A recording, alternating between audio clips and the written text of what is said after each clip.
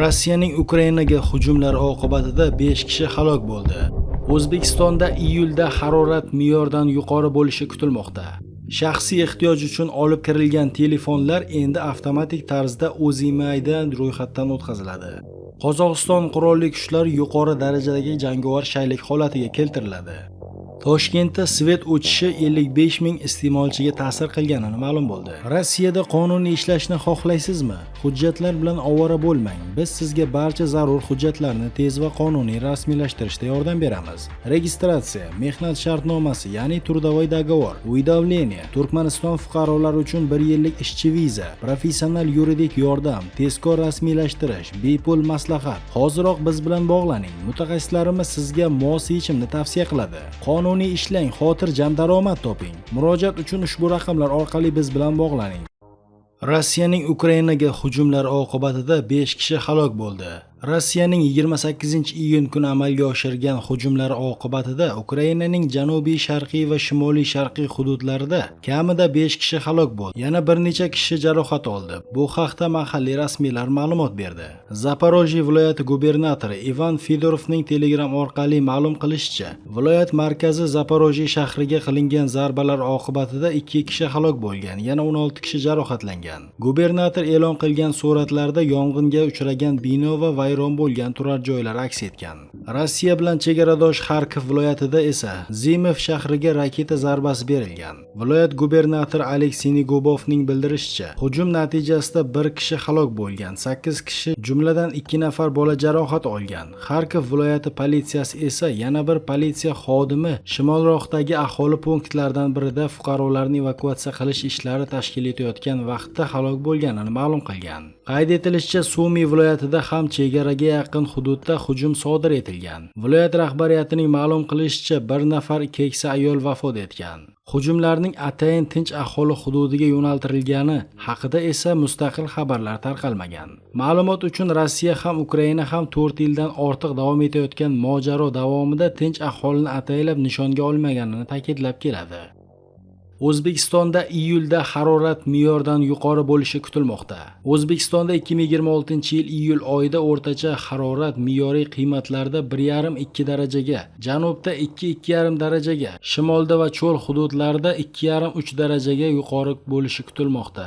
O'zgidromet prognozlariga ko'ra, iyul oyining boshi juda issiq bo'lmaydi. 1-5-iyul kunlari kunduzgi havo harorati 30-35 daraja atrofida, janubda 36-39 darajagacha bo'lishi kutilmoqda. Keyinchalik harorat ko'tarila boshlaydi va 1-10 kunlikning oxiriga kelib kunduzgi havo 37-40 darajagacha, janubda 41-43 darajagacha isiydi. Keyinchalik oyning oxirigacha havo harorati 33-38 darajadan 38-43 darajagacha, respublikaning shimolida, cho'l hududlarda va janubda ba'zi joylarda 45 darajagacha o'zgarib turishi kutilmoqda. Harorat kechalari asosan 20-25 daraja, janubda 25-27 daraja, shimolda va cho'l hududlarda 27-30 daraja bo'ladi. Iyul oyi davomida respublika bo'yicha asosan yog'ingarchiliksiz ob-havo bo'lishi kutilmoqda. Faqat ayrim kunlarda respublikaning ba'zi joylarida asosan tog'oldi va tog'li hududlarda mahalliy xususiyatga ega bo'lgan qisqa muddatli yomg'ir yog'ishi va momaqaldiroq bo'lishi mumkin. Oylik yog'ingarchilik miqdori me'yordan kam bo'lishi taxmin qilinmoqda.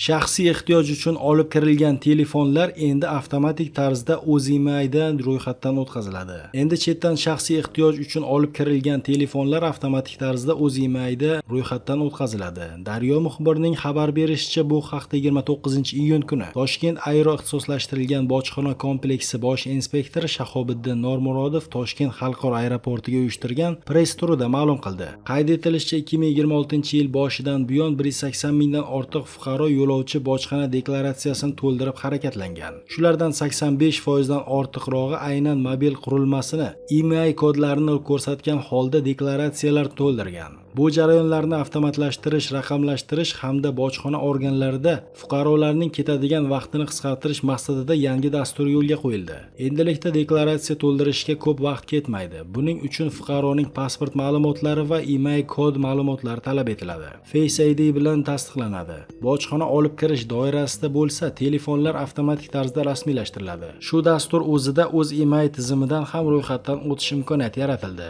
Ya'ni bojxona olib kirish doirasidagi telefon telefonlarni rasmiylashtirgandan keyin bojxona navbat turmasdan chiqib ketaversangiz ham bo'ladi. O'zEMI tizimida ro'yxatdan o'tish ham shu dastur orqali bo'ladi. Ya'ni ro'yxat deklaratsiyasi to'ldirgandan keyin O'zEMIga borib alohida ro'yxatdan o'tilmaydi, dedi bosh inspektor. Shahobiddin Normurodovning ta'kidlashicha, bu tizim orqali fuqarolarning bojxonadagi vaqt sarfi 85-90% ga qisqartirish maqsad qilingan. Xorijdan O'zbekistonga olib kelingan smartfonni mobil ilova va infokiosk orqali registratsiya qilish imkoniyati yaratilgani haqida 2026-yilning fevralida e'lon qilingandi.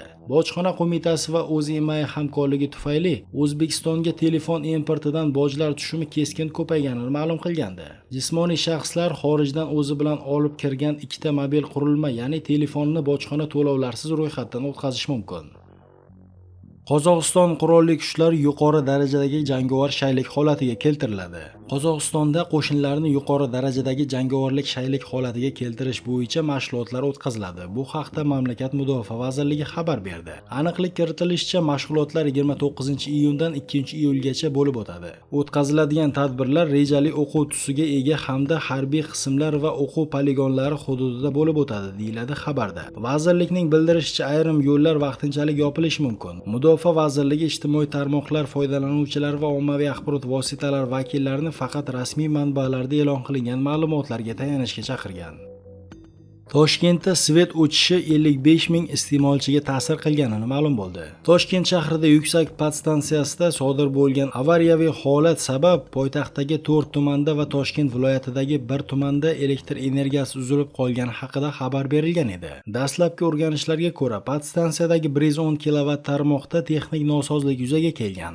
Oqibatda Toshkent IMdagi ikkita gaz truba qurilmasi jami 60 megavat quvvat bilan o'chgan. Shu sababli Toshkent shahrining Yakkasaroy, Chilonzor, Mirobod va Uchtepa tumanlari hamda Toshkent viloyatining Zangiota tumanidagi 55 mingta iste'molchi, shuningdek ayrim ichki ishlab chiqarish sanoat korxonalarining elektr ta'minoti uzilgan. Bildirilishicha, tezkor avariyaviy tiklash ishlari natijasida kechki soat 9:50 da Yakkasaroy, Chilonzor va Uchtepa tumanlaridagi 90 megavat yuklamasidagi iste'molchilarning elektr ta'minoti tiklangan. 29-iyun kuni tungi soat 12:08 da Mirobod tumanidagi 50 megavat yuklamadagi iste'molchilarning elektr ta'minoti tiklangan. 12:09 da Yakkasaroy va Chilonzor tumanlaridagi yana 8 megavat yuklamadagi iste'molchilarning elektr ta'minoti tiklangan. 12:25 da Chilonzor tumani hamda Toshkent viloyatining Zangiota tumanidagi 55 megavat yuklamadagi iste'molchilarning elektr ta'minoti tiklangan. 29-iyun kuni tongi soat 3:56 dagi xabarga ko'ra, yuksak podstansiyasida kuzatilgan nosozlik oqibatida elektr ta'minotida uzilish yuzaga kelgan barcha iste'molchilarning elektr ta'minoti to'liq tiklangan.